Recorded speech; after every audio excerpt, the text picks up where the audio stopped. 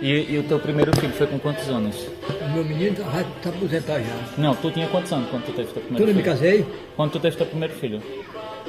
eu tava 23 anos. 23. Cedo demais. Foi, me casei novinho. Foi a bonita da gota, as pernas, aí rasquei ele o pé. Quebrou. Ele sabe, né? Quebrou a bonita menina. É, Menano. A história que eu vou contar no episódio de hoje começa, como muitas histórias, numa mesa de bar. Mas eu não estou falando de qualquer bar. É um bar, galeria de arte popular e antiquário localizado numa comunidade ribeirinha no sertão brasileiro. É nesse bar, chamado Salão, que eu tenho o primeiro contato com vários moradores da comunidade. Artesãos, agricultores, bordadeiras, pescadores, pessoas simples, cativantes, de sotaque marcado e muita personalidade. Pessoas que representam o estilo de ser e viver no interior do Brasil. Aqui no Fala Gringo, eu já falei da minha experiência de viver na maior cidade do país. No episódio de hoje, eu convido vocês a fazerem o oposto. Viajar comigo por um vilarejo de pouco mais de 500 habitantes, nos rincões do Brasil. Aquele tipo de lugar onde todo mundo se conhece. Um lugar em que todos os dias terminam lindos, que os vizinhos se cumprimentam nas ruas e que muitos dos seus habitantes são artistas. A gente vai para Ilha do Ferro, no sertão brasileiro, um dos lados do Rio São Francisco, que nesse ponto divide os estados de Alagoas e Sergipe. Essa temporada tem o apoio de Austin, Okada, Taíbe, Jack Person Lame, Nicholas, Paul Johnston, Ruth, Jennifer, Led Spiegel, Richard, Johan e John Ryan. Se você quer ser um dos apoiadores do Fala Gringo também, acesse falagringopodcast.com e saiba mais.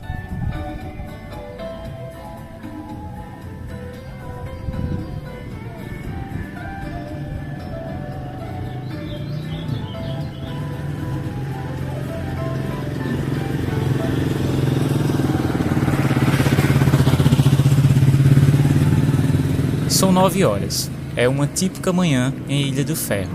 A viagem foi longa, um ônibus noturno, 2 vans e mais 18 quilômetros de moto até chegar ali. Eu havia passado os últimos 2 meses trabalhando de domingo a domingo, quer dizer, todos os dias, num projeto intenso e achei que viajar para um lugar isolado, longe da cidade grande, seria uma boa oportunidade não só de descansar, mas de me conectar com outras experiências de Brasil.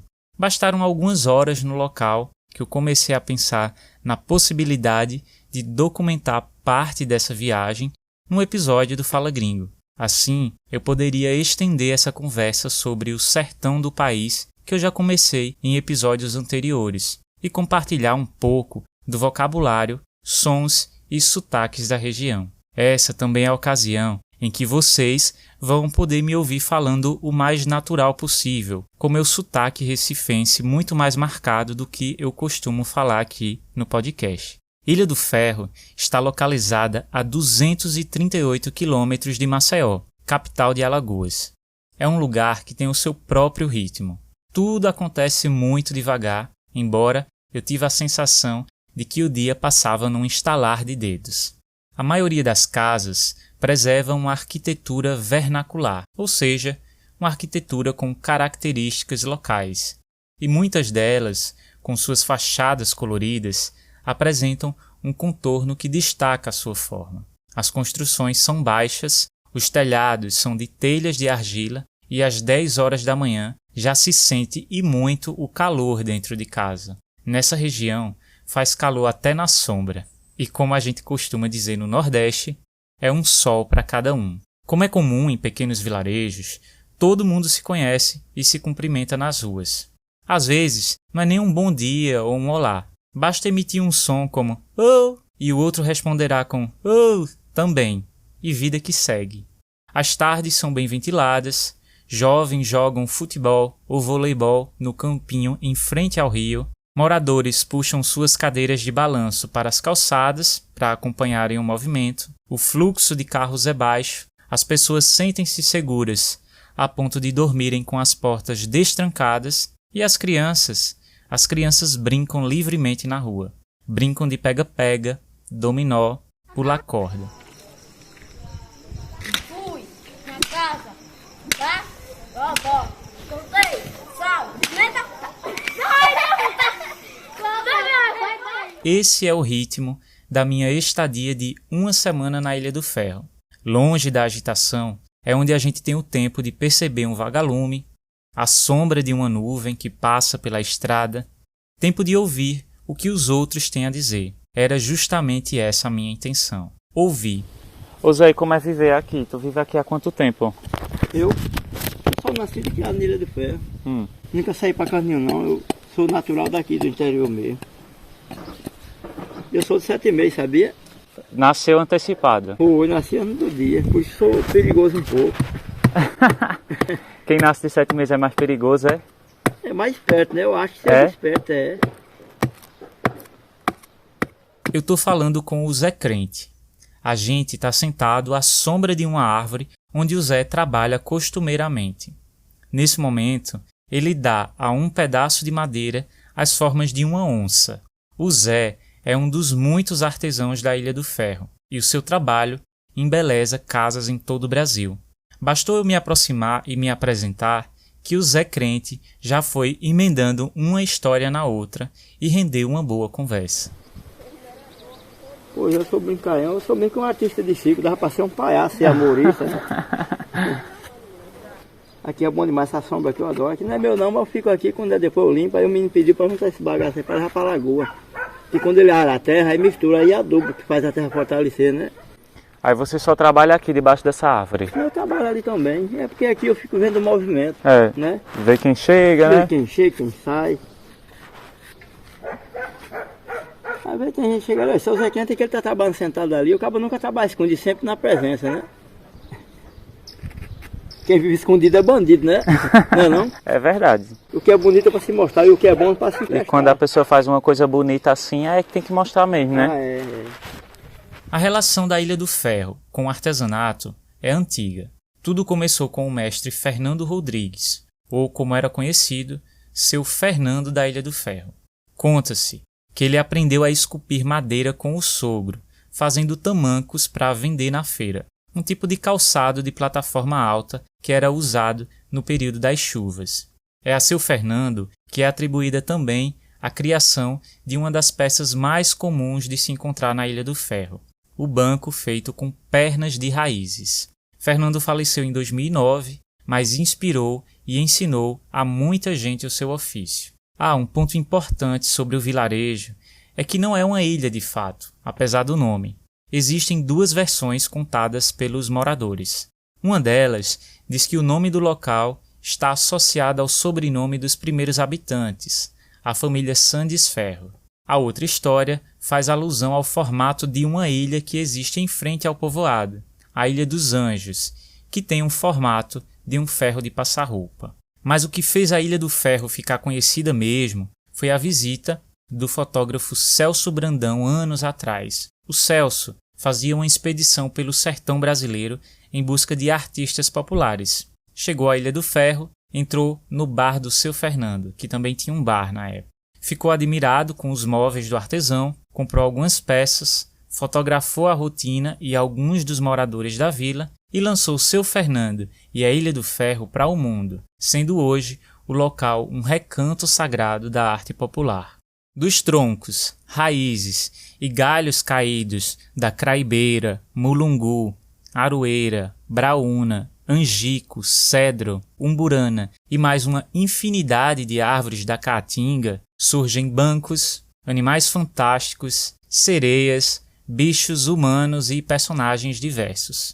Surgem também Aberaldo, Boró, Camille, Clemilton, Dedé, Faguinho, Jordânia, Leno, Petrônia, Valmir, Zé Crente. Em Ilha do Ferro se encontram artesãos de A a Z, mas não são só as esculturas de madeira que embelezam as casas da Ilha do Ferro. Caminhando pelas ruas de paralelepípedo, não se preocupe porque essa é uma das palavras mais difíceis de se falar em português mesmo. Bom, caminhando pelas ruas de pedra, se vê inúmeras mulheres bordadeiras nas portas ou janelas de suas casas, embelezando toalhas, passadeiras de mesa, vestidos e tudo que a criatividade seja capaz de conceber. Há quase um século, gerações de bordadeiras da Ilha do Ferro se dedicam a passar para o tecido as formas do bordado Boa Noite. O nome do ponto é uma referência a uma flor. A técnica do bordado, quase extinta no Brasil, devido ao tempo necessário de produção, consiste basicamente em desfiar o tecido e recompô-lo com faixas e motivos florais. Eu tive a sorte e a honra também de me aproximar de uma dessas bordadeiras, a Leninha, uma mulher de 68 anos, muito simpática, conversadeira, que além de vender as suas próprias peças de renda Boa Noite, se encarrega também de vender peças de outras artesãs, que não moram em Ilha do Ferro e logo não conseguem acesso direto com visitantes. Eu acabei levando umas peças de outras pessoas, mas fiz questão de levar algo da própria Leninha, porque queria uma recordação daquela pessoa simpática que eu acabara de conhecer. Você sabe dançar, sabe? Sei dançar um forrozinho. Gosto de dançar um forrozinho. Eu gosto de forró também, De forró pé de serra? Você faz forró pé de serra, seus forró, tem forró, né? Já dançasse muito aí nesse salão? Vixe, desde novinha, 13, 14 anos, Ave Maria, muito esse salão aí. Basta a gente ouvir a Leninha falar por alguns segundos que já consegue identificar a influência do catolicismo no vocabulário regional. Ela usa a expressão Ave Maria como um elemento para marcar o discurso e expressar uma ideia de intensidade. É muito comum também ouvir Virgem Maria, com o mesmo sentido. No Nordeste, a gente tem até uma palavra que é a contração disso tudo, vixe. Com um simples vixe, você pode passar uma ideia de intensidade, de surpresa ou até de desacordo, depende do tom. Canta uma música de rendeira. Eu vou cantar isso aqui. Deixa eu botar aqui pertinho de A tu. voz tá ruim, viu? Vai. Elvira, tu não te lembra da palavra que disseste, que não amava outro enquanto eu vida tivesse. Essa? Ele tá chateado com Elvira, é? É porque ela não quis. Ela não quis ficar com ele. Ela não quis ficar com ele, né? Aí ele terminou, aí ele trouxe essa música, né? Que diz: debaixo do meu capote tem um punhal escondido para matar a Elvira que não quis casar comigo. Nossa. Aí diz assim: Elvira, tu não te lembra da palavra que disseste, que não amava outro enquanto eu vida tivesse. Levou ela? Elvira traiu ele e aí ele Não quer... quis mais não ele, quis foi. mais ele e ele quer matar ela. Queria matar ela. Né? Ixi Maria. Pois é.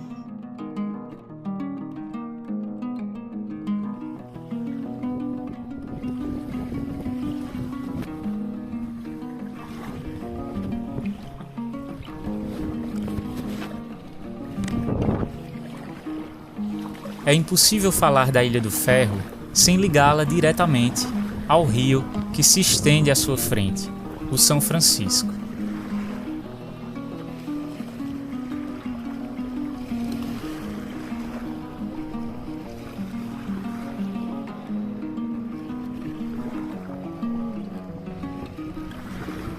Carinhosamente chamado de Velho Chico, esse rio imenso nasce como um pequeno olho d'água no estado de Minas Gerais, cresce passando por 5 estados até desaguar no Oceano Atlântico, na divisa de Alagoas e Sergipe. São 2.830 quilômetros de comprimento.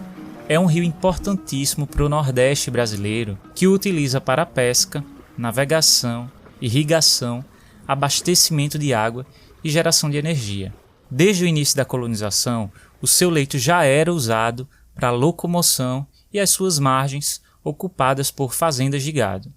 Hoje, projetos de irrigação estão transformando as margens do Rio São Francisco num imenso pomar, uma agricultura comercial de frutas voltadas tanto para o mercado interno quanto para o exterior, que privilegia, sobretudo, grandes empresas em detrimento da agricultura familiar. Um outro projeto que mexe bastante com o Rio São Francisco é a sua transposição. Essa é uma obra do governo federal que tinha como objetivo construir canais para desviar águas do São Francisco para outras regiões mais secas, diminuindo a falta d'água no Nordeste. Essa obra foi iniciada no governo Lula em 2005, que fez grande parte da estrutura, e foi por fim concluída em 2021, no governo Bolsonaro.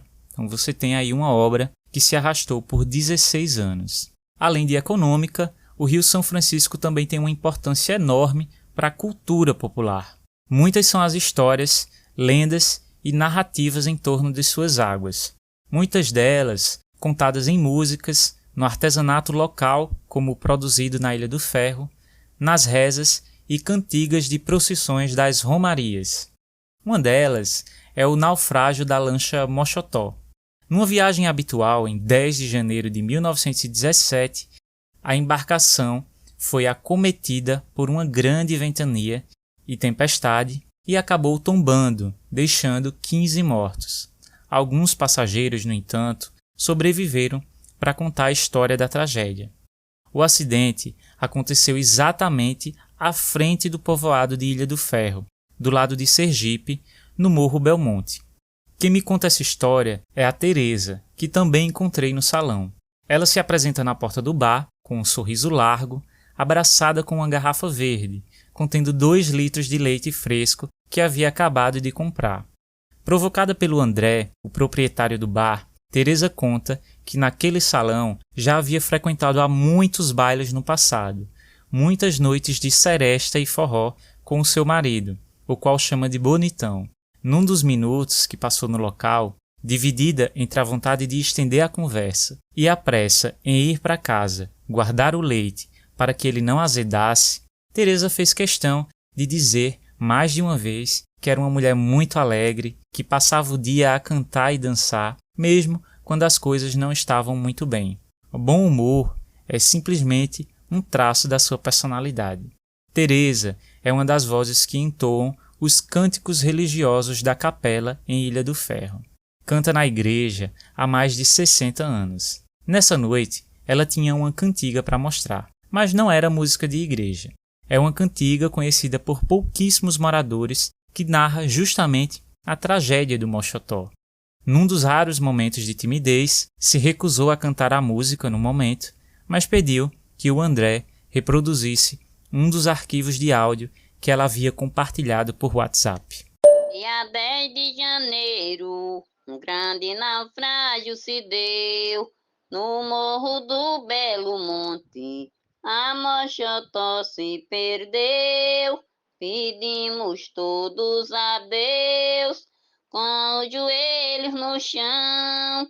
Afundou-se a Mochotó com toda a tripulação. Ao final da música, Teresa repentinamente lembra que ainda tem o leite fresco sobre os braços e se apressa em ir para casa, desejando a todos um feliz boa noite. No português padrão, soaria redundante, quer dizer repetitivo, usar feliz e boa noite na mesma frase. No português de Teresa, não há regras que impeçam o uso de palavras felizes. Eu deixei a Ilha do Ferro depois de 7 dias, com uma vontade enorme de ficar um pouco mais, de me banhar mais vezes no Rio São Francisco e rapidamente me secar com o sol cortante do sertão brasileiro. Ser acordado mais vezes com o cantarolar dos galos na minha janela. Com fome de abóbora com leite, que o Wilson, que abriu o episódio, me presenteou, e também do cuscuz de arroz, que a Leninha gentilmente preparou quando eu disse que nunca havia provado. Viajar para mim é isso, é sempre sobre pessoas. Além desses que vocês ouviram aqui, queria citar também a Luísa, Pedro e o Rafa, 3 jovens que conheci na Ilha do Ferro, com quem compartilhei algumas conversas e cervejas. Amigos que tornaram essa viagem especial e a travessia do Rio São Francisco, naquele barquinho pequeno, sob a luz da lua cheia, numa noite ventilada, um pouquinho menos desafiadora. Eu espero que vocês tenham gostado do episódio de hoje. Eu não contava registrar minha conversa com as pessoas da Ilha do Ferro e tive que fazê-lo de forma improvisada, usando apenas o meu celular. Na transcrição desse episódio e no meu perfil no Instagram, @FalaGringoPodcast, compartilhei alguns conteúdos para que vocês possam conhecer também os rostos por trás dessas falas e cenários e paisagens. Para apoiar o Fala Gringo financeiramente, acesse falagringopodcast.com. Você também pode ajudar compartilhando os episódios nas redes sociais, indicando para colegas de aprendizagem de idiomas e avaliando o programa com 5 estrelas no Spotify e Apple Podcasts. Por hoje, eu vou ficando por aqui. Uma boa semana para todos vocês, ou como diria a Teresa, uma feliz boa semana. Até o próximo.